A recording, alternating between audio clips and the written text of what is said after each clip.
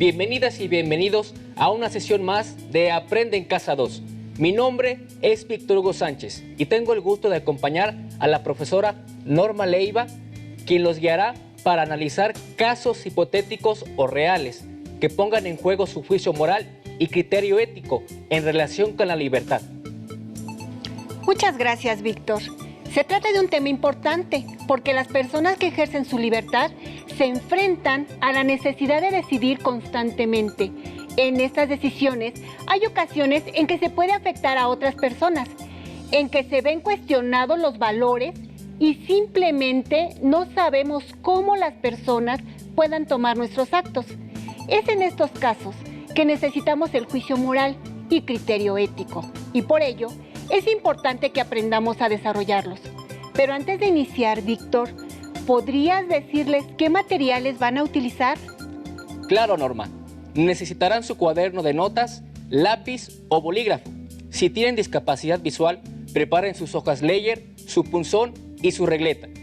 También deben recordar que es importante mantener condiciones de salud, cuidar la higiene personal de sus espacios de trabajo y fomentar relaciones respetuosas con las personas que les rodean. Bien, Norma. Nos estabas comentando sobre la libertad de las personas y que como producto de su ejercicio es que tomamos decisiones.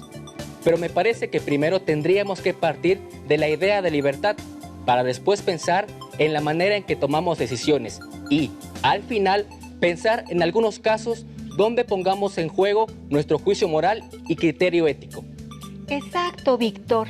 Para poder reflexionar sobre el juicio moral, necesitamos pensar en esta primera condición, la libertad de las personas. Esta no siempre ha sido una idea o un concepto sobre el cual las sociedades se preguntarán, aunque muchas culturas se preguntaron, ¿hasta dónde las personas pueden decidir sobre sus vidas? ¿Qué es lo que debe de quedar de nosotros al final de nuestras vidas? Es una pregunta que tiene que ver con la libertad. Si hacemos cosas en beneficio propio solamente o pensamos en la colectividad. Por ello, el poeta Nezahualcóyotl decía, dejemos al menos cantos, al menos flores. Con esta frase hacía ver que era importante que, al final de nuestra vida, hubiera un balance positivo de nosotros. Que lo que hayamos expresado y hecho fuera bueno, bello, pero esto no se ha pensado siempre. En la historia de la humanidad hay ejemplos de quienes afectaron la libertad de muchas personas, motivados por la búsqueda de satisfacción personal, ya sea por poder, posiciones económicas o prestigio. Hacia principios del siglo XX, dos ejemplos de situaciones en las que se vulneró la libertad por la búsqueda de poder entre las naciones y al interior de las sociedades fueron la Primera y Segunda Guerras Mundiales. Como ustedes saben, estas guerras provocaron la muerte de muchas personas y específicamente en la Segunda Guerra Mundial se favoreció la discriminación hacia todo aquello que era diferente, como grupos étnicos, personas con discapacidad, creencias religiosas distintas, entre otras. Esto de la mano de una idea de superioridad. Aún ahora, pensamos que hay sociedades más avanzadas que otras, o que ciertas personas son superiores por su color de piel o rasgos físicos. Esto afecta el ejercicio de la libertad. Sin embargo, todas las personas somos iguales, sin importar nuestra condición ni ningún otro motivo. Una persona no puede ser tomada como inferior, ni la cultura a la que pertenece. Ningún motivo justifica un trato desigual o que prive a alguna persona de participar en espacios o actividades. Tampoco que se desconozcan sus derechos. Pero entonces, maestra Norma, si estas desigualdades existen en la sociedad y hay personas que pueden vulnerar o afectar nuestros derechos, ¿qué podemos hacer para defender nuestro derecho a la libertad? El comportamiento humano siempre puede inclinarse hacia la satisfacción personal, dejando de lado los derechos de otras personas. Justo por eso se requiere de la ética y la moral. Pero después de la Segunda Guerra Mundial, una parte de la comunidad internacional trató de fortalecer el reconocimiento del derecho de las personas en todos los países.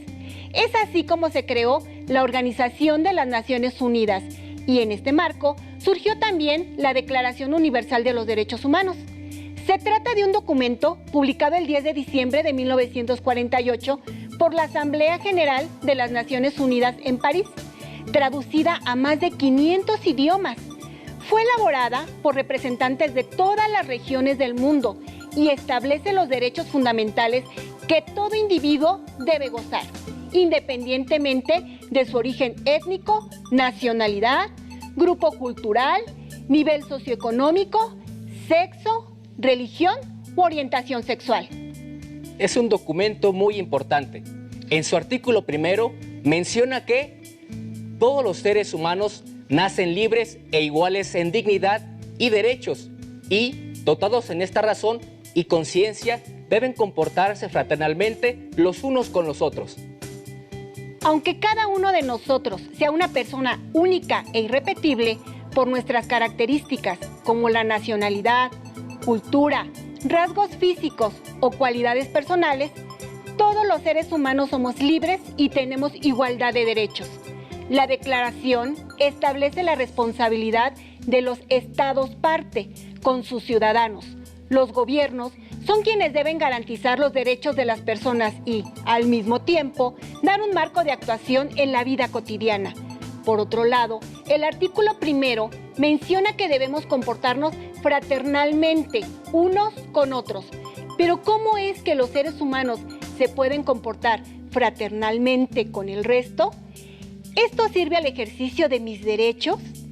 El comportamiento de todo individuo debe basarse en el conocimiento y responsabilidad de sus actos, considerando un vínculo de solidaridad, cordialidad, cooperativismo, respeto y tolerancia con la humanidad. Claro que esto sirve al ejercicio de los derechos. Cuando los intereses personales son más importantes que la armonía social, pueden generarse conflictos. Pero entonces, aunque todas y todos somos libres, ¿hay personas que pueden aprovechar su condición para colocarse por encima de otras personas? Puede que esto pase, pero la libertad es algo más complejo. No se trata solo de lo que queremos hacer y obtener. Hay que considerar si afectamos o no a otras personas. Si nuestros actos tienen consecuencias a futuro u otros varios factores.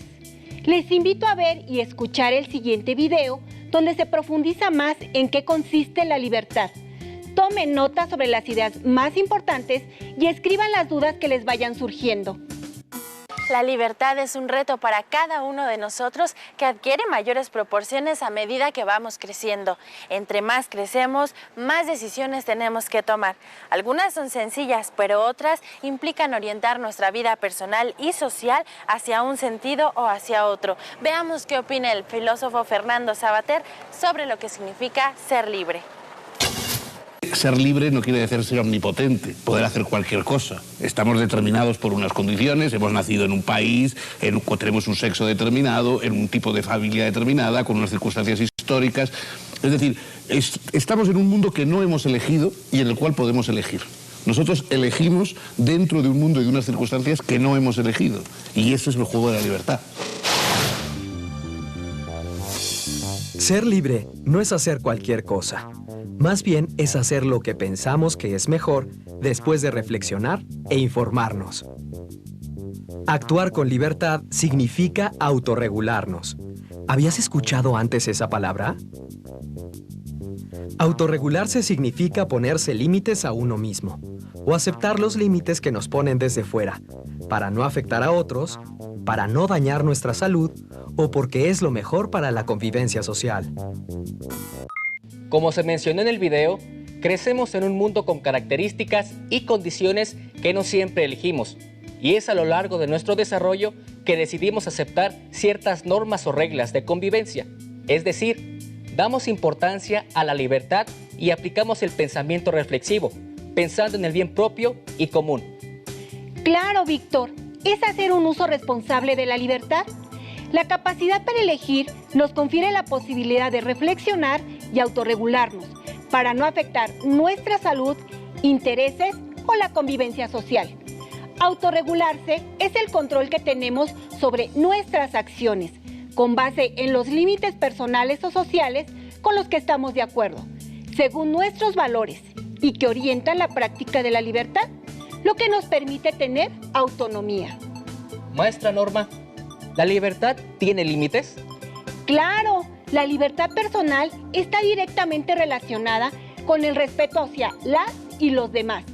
La libertad de una persona se ve limitada por los derechos de las otras personas. Esto es así porque si las personas actuaran libremente sin considerar a las y los demás, constantemente se verían en conflictos. Para actuar con libertad de manera responsable, se requiere tener autonomía moral. Pero, ¿qué es la autonomía moral? ¿Qué significa ser autónomo? Escuchemos la opinión de algunos adolescentes acerca de esto. ¿Qué significa para ti ser autónomo? Para mí significa ser yo misma y no depender de los demás. Al cine.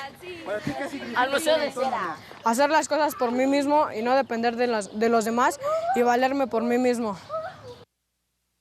Para mí ser autónomo es ser libre, independiente y hacer lo que siento.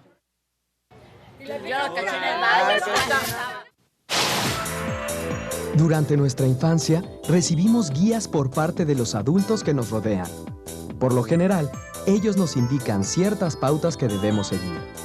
Algunas de ellas se relacionan con lo que se considera correcto o incorrecto al relacionarnos con otras personas. Estas son pautas morales. A medida que nos desarrollamos, comenzamos a rebelarnos frente a algunas de estas pautas. Otras más las reconocemos como válidas y decidimos continuar con ellas. Poco a poco, nos vamos dando cuenta de lo que queremos y de lo que podemos elegir libremente. Muchas de nuestras decisiones en la juventud comienzan a ser más autónomas, pues a medida que crecemos, aumenta nuestra capacidad de reflexionar y distinguir qué conviene para nuestra vida y nuestras relaciones con otras personas.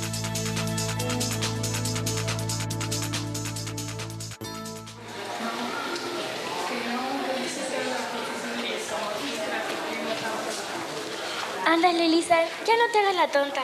Julián te está esperando ahí atrás. Nos dijo que te lleváramos. Tienes que decirle que sí vas a ser su novia. Pero si no me gusta. ¿Y eso qué? Jorge tampoco me gusta y ando con él. El chiste es echar relajo. Además, aquí todos tenemos novio y tú hasta te ves rara. No soy rara. Pero no tengo por qué andar con él si no me gusta. Yo vi cómo trataba la cara a su novia y de plano no me gusta. Pues tú sabrás, pero qué flojera juntarse contigo si sigues en ese plan. ¿Qué harías si estuvieras en la situación de Lisa y te presionaran para hacer algo que no quieres? Yo no lo haría porque es algo que yo no quiero y primero están mis estudios. Y te digo, ellas no serían mis amigas porque no me pueden obligar a hacer algo que yo no quiero.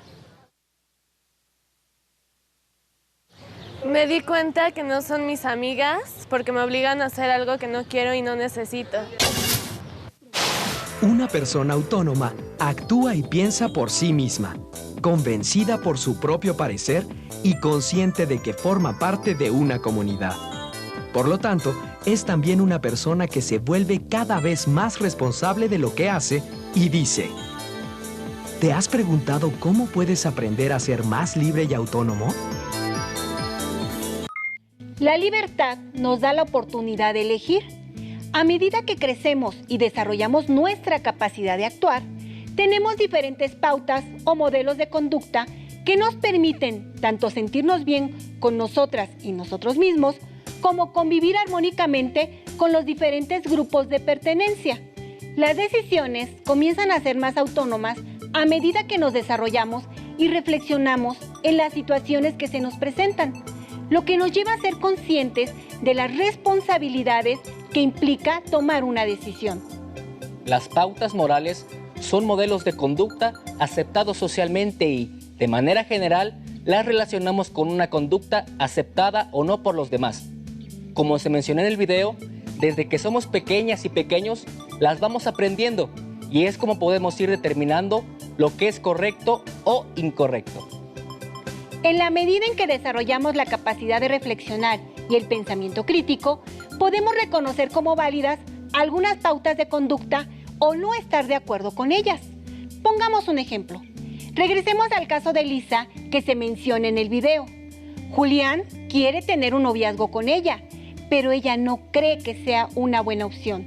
Sus compañeras le dicen que todas tienen novio, pero aun cuando no siempre tienen buena impresión de la manera en que las tratan.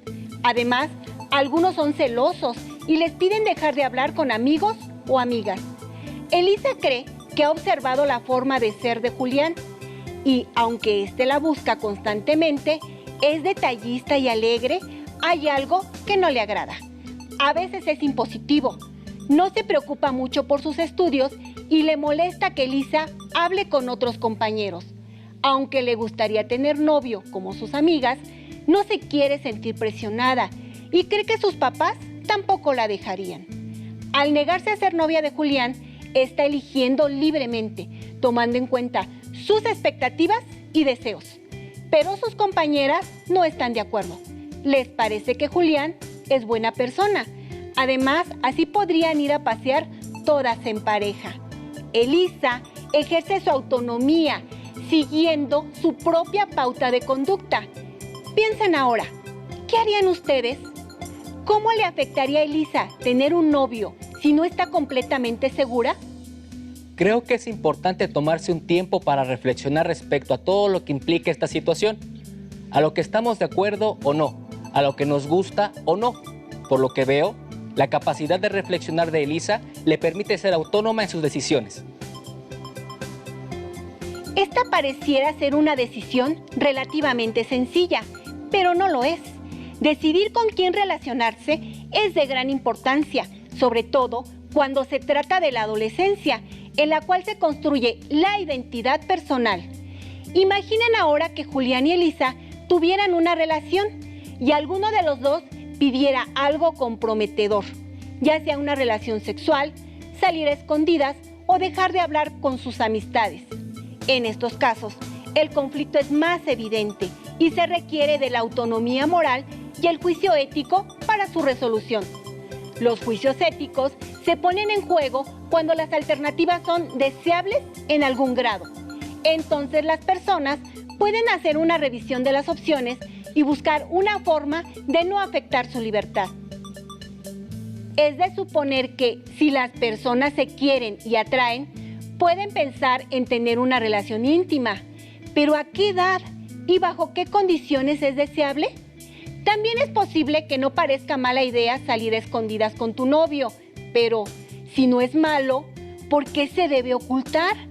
¿Qué riesgos puede correr? Si tienes mucho cariño por alguien, ¿es un motivo suficiente para aislarse de otras personas? ¿Juicio ético? ¿Y eso qué es? Para entender a qué me refiero, les invito a observar y oír el siguiente video. Pongan atención en la diferencia entre la autonomía moral y el juicio ético y anoten las características o definiciones que se den. La autonomía moral es muy compleja. Recordemos que es la capacidad para mirar al mundo, juzgar el mundo desde o a partir de principios éticos que asumimos de manera libre y de manera responsable. Es decir, nos hacemos cargo de lo que pensamos y estamos más conscientes de por qué lo pensamos. Si esa es la autonomía moral, digamos, desarrollar el juicio ético es un camino, es una herramienta fundamental para ello. Si ustedes recuerdan, algunas posturas teóricas dirán que el juicio moral es un camino que va desde la heteronomía, es decir, donde lo justo es lo que otros me digan que es lo justo. Piensen ustedes en su infancia, en nuestra infancia, cuando lo que era correcto o incorrecto era más bien aquello que nos causaba placer o que nos generaba un castigo, entonces era malo o injusto. Ese es el nivel más alto de heteronomía que puede ir avanzando hacia niveles de mayor autonomía, donde en el inter, digamos, lo justo, lo correcto es, por ejemplo, lo que digan nuestros padres, lo que digan nuestros amigos, nuestro grupo de pares, lo que digan las normas. Ese es un nivel mayor, hasta alcanzar un nivel de heteronomía donde claro que importe lo que digan nuestros pares, nuestros padres, las normas, pero que seamos capaces de tomar decisiones y de tomar postura ética y de actuar éticamente, no solo a partir de eso que otros dicen, sino a partir de lo que yo considero, a partir de principios éticos que he asumido, que he introyectado, pero que también he pensado y que he asumido. Si puedo hacer eso, entonces soy una persona más autónoma. Y esto no significa que todo el tiempo logremos juicios autónomos. Incluso como adultos sigue sucediendo que tenemos juicios heterónomos. Retomemos esta información. La autonomía moral es la capacidad para mirar el mundo desde los principios éticos que decidimos aceptar. Y el juicio ético es una herramienta para lograr desarrollar esta capacidad. Esto es un proceso. La autonomía no es algo que se logra de un día a otro, sino que se va desarrollando y el juicio ético también se va construyendo. Hubo un concepto que no me quedó muy claro. ¿Qué es la heteronomía? Es una forma de regular la conducta de las personas, estableciendo normas de comportamiento aceptables o límites, pero que no son propias, es decir, actúan de acuerdo con lo que otras personas mayores consideran adecuado para ustedes y la sociedad. Entonces, ¿la heteronomía es algo malo? Claro que no. Son pautas que nos van guiando y a partir del desarrollo de la autonomía podemos decidir aceptarlas o no. Como pudiste ver, hay niveles en la heteronomía que van desde la aceptación completa de las normas o de lo que diga la sociedad hasta un nivel en que podemos tomar decisiones a partir de los principios éticos que escogemos. Pero la heteronomía no es algo que se pueda evitar completamente. Solo debemos buscar estar conscientes de ella. Además, cabe destacar que la reflexión sobre la autonomía de las personas tiene apenas unos siglos de haberse presentado. Tiene que ver con la capacidad de las personas de actuar por sí mismas. Ya veo que hay varias cosas que se pueden tomar en cuenta al hablar sobre decisiones de una persona. Pero, maestra Norma, entiendo que una escala de valores toma en cuenta el conjunto de valores que tiene una persona o grupo social y hay unos que se consideran más importantes. La práctica de todos los valores es fundamental para tener un comportamiento ético, pero para cada situación puede haber una jerarquía de valores diferente. Para ti puede ser más importante ser prudente, para mí ser tolerante y para tu mejor amiga o amigo ser justo. Tu escala de valores puede incluso definir tus cualidades o personalidad. Conocer y entender lo que es un valor en sí mismo es algo abstracto. Los valores deben practicarse para convertirlos en virtudes o cualidades personales. Veamos un ejemplo. La honestidad es la capacidad de ser congruente entre lo que se dice y se hace. Cualquier persona puede estar de acuerdo con esta aseveración y manifestarlo, pero eso no la hace honesta. Cuando nuestra escala de valores rige nuestra conducta, se dice que tenemos un criterio ético que nos permite ser autónomos y ejercer nuestra libertad responsablemente. ¿Tener un criterio ético nos permitirá actuar siempre bien? No se trata de actuar bien o mal, sino de hacer ante cada situación lo que consideremos correcto en relación con los derechos, no solo personales, sino de la sociedad en general, teniendo siempre en cuenta el respeto a la dignidad de todos los seres humanos. Veamos cómo el criterio ético y juicio moral pueden ayudarnos a actuar ante un dilema moral. ¿Un dilema moral es cuando enfrentas una situación y no sabes qué hacer? Sí, un dilema es una situación difícil de resolver, porque aun cuando hay varias alternativas de solución, no se sabe cuál de ellas escoger y las consecuencias de cada alternativa son igual de favorables o desfavorables. Un dilema puede ser real, es decir, un suceso de la vida cotidiana o ficticio, dicho de otra manera, inventado. En ambos casos, encontrar su solución nos permite poner en práctica nuestro criterio ético y juicio moral. Un dilema moral comienza con la descripción de la situación que se considera un problema o conflicto. Se hace un listado de todas las alternativas de solución, asignándole un valor ético a cada una de ellas. Se selecciona la alternativa que, a manera personal, tenga prioridad sobre las otras, cuidando que ésta se centre en la justicia, los derechos y dignidad de los individuos, es decir, con un criterio ético, lo que permitirá establecer un juicio moral. Por consiguiente, podrán determinar si dicho proceder es adecuado. Hemos llegado al final de esta sesión, pero aún nos queda mucho por descubrir. Recuerden que para seguir aprendiendo, pueden consultar su libro de texto de formación cívica y ética.